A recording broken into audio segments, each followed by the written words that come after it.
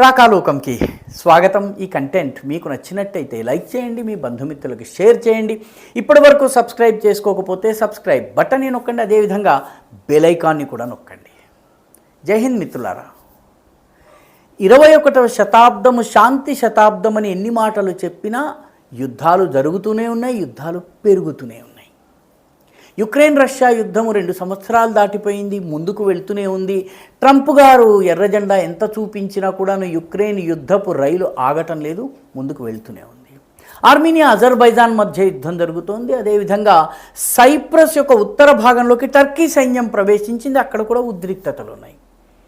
ఇక west Asia గురించి, పశ్చిమాసియా గురించి చెప్పనే అక్కర్లేదు.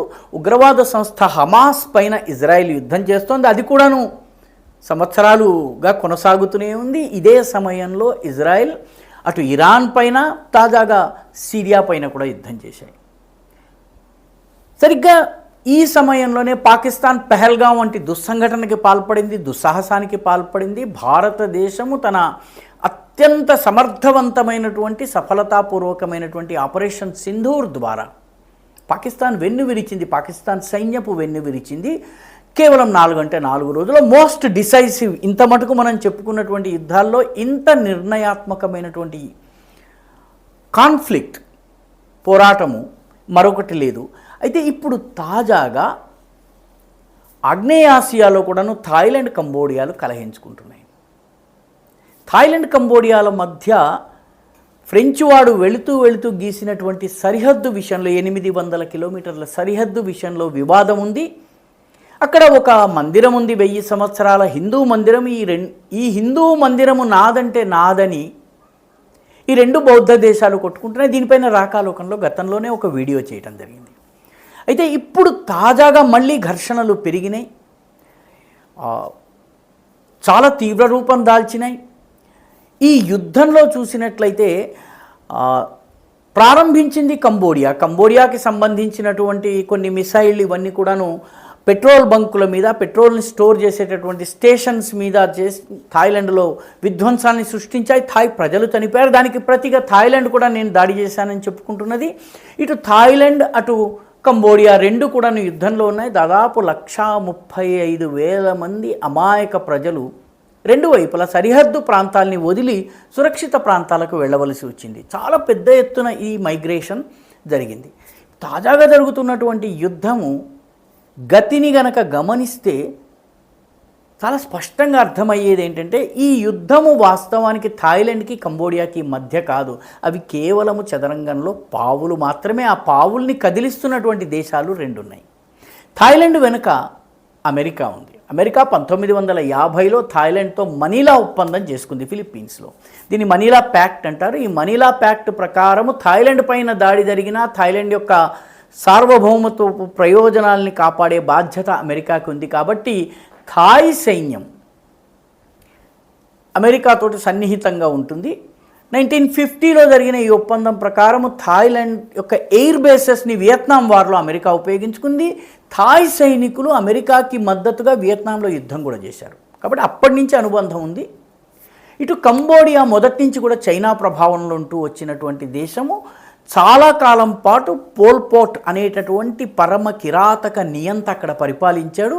ఆయన మేధావులు, తెలివైన వాళ్ళు కనిపించారంటే వాళ్ళని చంపి, వాళ్ళ పుర్రెల్ని తీసి, పుర్రెలకి నెంబర్లు వేసి మ్యూజియంలో పెట్టాడు. అంత కిరాతకమైనటువంటి, బహుశా హిట్లర్, స్టాలిన్, మావోల తరువాత అత్యంత కిరాతక నియంతల జాబితా గనక రాస్తే అందులో పోల్ పాట్ పేరు ఉంటుంది.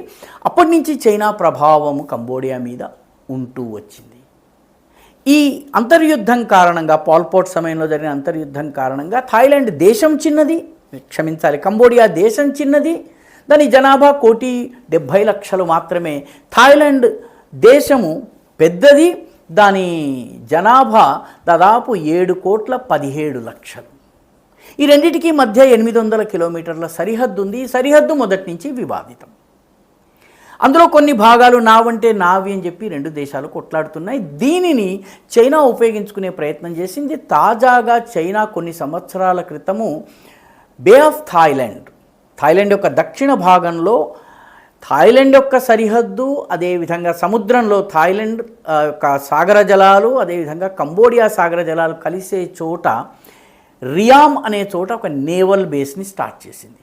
ఈ నేవల్ బేస్ని స్టార్ట్ చేయడంలో ముఖ్య ఉద్దేశం ఏంటంటే ఇండోనేషియాలో ఉన్నటువంటి మలక్కా స్ట్రైట్, ఈ మలక్కా స్ట్రైట్ గుండానే చైనాకి వెళ్ళేటటువంటి సరుకులన్నీ కూడా వెళ్తాయి, ఫ్యూయల్ వెళ్తుంది, ఇంధనాలు వెళ్తాయి. కాబట్టి దీనిని సెక్యూర్ చేసేందుకు ఈ రియామ్ బేస్ను ఉపయోగించుకోవాలని చైనా ప్రయత్నించింది. కాబట్టి కంబోడియా వెనక చైనా ఉంది, చైనా ఇచ్చినటువంటి ఆయుధాలు ఉన్నాయి. మరొక్కసారి చైనా ఇచ్చినటువంటి ఆయుధాలని ప్రయోగించి పాకిస్తాన్ భంగపడ్డట్టుగానే కంబోడియా భంగపడుతోంది.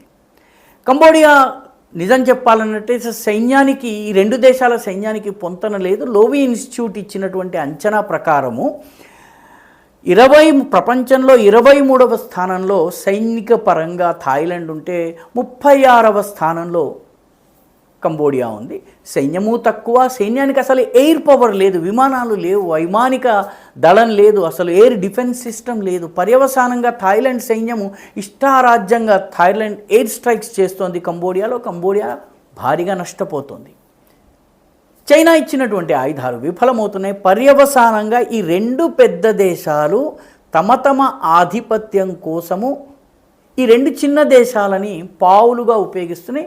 యుద్ధం సహజంగానే థాయిలాండ్కి అనుకూలంగా ఉంటుంది, ఎందుకంటే పెద్ద దేశము, పెద్ద సైన్యము, అమెరికా మద్దతు ఉంది. చైనా ఇచ్చినటువంటి ఆయుధాలు కంబోడియాకు ఉపయోగపడటం లేదు. కంబోడియా సీజ్ ఫైర్ చేయండి అని చెప్పి అభ్యర్థిస్తున్నా థాయిలాండ్ వినటం లేదు. ట్రంప్ గారు అక్కడ కూడాను నేను ఒప్పందం చేసేశాను, శాంతిని ప్రకటించండి అని చెప్పారు. కానీ థాయ్ సైన్యము ట్రంప్ని పెడచెవిన పెట్టింది. థాయ్ సైన్యము ట్రంప్ని పెడచెవిన పెట్టడంతో ఈ యుద్ధము కొనసాగుతూనే ఉంది, దాడులు కొనసాగుతున్నాయి. రెండు పెద్ద దేశాలు తమ బలాన్ని పరీక్షించుకునేందుకు రెండు చిన్న దేశాలని పావులుగా ఉపయోగించుకుంటున్నటువంటి పరిస్థితి. అయితే మనకేమిటి అన్న ప్రశ్న, ఈ రియామ్ అనేటటువంటి నేవల్ బేస్ ఏదైతే ఉందో ఇది మలక్కా స్ట్రైట్స్లో చైనా యొక్క బలాన్ని పెంచేందుకు ఉద్దేశించింది. రేపు చైనాతో ఏదైనా యుద్ధం జరిగితే ఈ మలక్కా స్ట్రైట్ని మనం కనుక దిగ్బంధనం చేస్తే చైనాని దెబ్బతీసే అవకాశం ఉంటుంది మన అండమాన్ నికోబార్లో ఉన్నటువంటి మన బేసెస్ ఆధారంగా. కాబట్టి దానిని ఆఫ్సెట్ చేసేందుకు, దానిని నివారించేందుకు రియామ్ బేస్ ఉంది. కాబట్టి ఈ యుద్ధం యొక్క పరిణామం కూడా భారత్ మీద చాలా ప్రభావం ఉంటుంది. కంబోడియా కూడాను చైనా ఆయుధాలను నిరుపయోగంగా భావించినట్టయితే పరిస్థితి మారే అవకాశం ఉంది. ఇది మనకి సంబంధించినంత వరకు చాలా కీలకమైనటువంటి విషయము. రానున్న రోజుల్లో ఈ యుద్ధం ఏ రూపం తీసుకుంటుంది, అమెరికా ప్రత్యక్షంగా దిగేటటువంటి పరిస్థితి లేకపోవచ్చు, చైనా ప్రత్యక్షంగా దిగే పరిస్థితి లేకపోవచ్చు, కానీ ఈ రెండు దేశాలు పరోక్షంగా ఈ యుద్ధాన్ని కొనసాగించేటటువంటి సూచనలు కనిపిస్తున్నాయి. దీనివల్ల భారతదేశపు పశ్చిమాసియాలో యుద్ధ వాతావరణం ఉంది, అదేవిధంగా ఇప్పుడు ఆగ్నేయాసియాలో యుద్ధ వాతావరణం ఉంది. మధ్యలో ఉన్నటువంటి భారతదేశానికి పాకిస్తాన్తో ఘర్షణ కూడా కొనసాగుతూనే ఉంది. ఆ దృష్ట్యా చూసినట్లయితే ఈ ప్రాక్సీ వార్ ఎంతకాలం కొనసాగుతుందన్నది భారతదేశానికి అబ్జర్వ్ చేయడానికి కానీ అంతర్జాతీయ పరిణామాల్ని చూసినట్లయితే ఇది చాలా ముఖ్యమైనటువంటిది. ఎందుకంటే చైనా తైవాన్ మీద పూర్తి దృష్టి పెట్టకుండా ఈ కంబోడియా యుద్ధము కొంత విరామాన్ని కూడా కల్పించినటువంటి పరిస్థితి ఉంటుంది. తైవాన్ మీద దృష్టి పెట్టినట్టయితే చైనా యొక్క అటెన్షన్ దీనిపైన ఉండే అవకాశం ఉంది. కాబట్టి ఓవరాల్గా భారతదేశం ఈ యుద్ధము జరుగుతున్నటువంటి గతి గమనాన్ని చాలా నిశితంగా పరిశీలిస్తోంది. ఈ వీడియో మీకు నచ్చినట్టయితే లైక్ చేయండి, షేర్ చేయండి, ఈ ఛానల్కు సబ్స్క్రైబ్ చేయండి. మీ అభిప్రాయాన్ని కమెంట్ల రూపంలో తప్పనిసరిగా పంపించండి.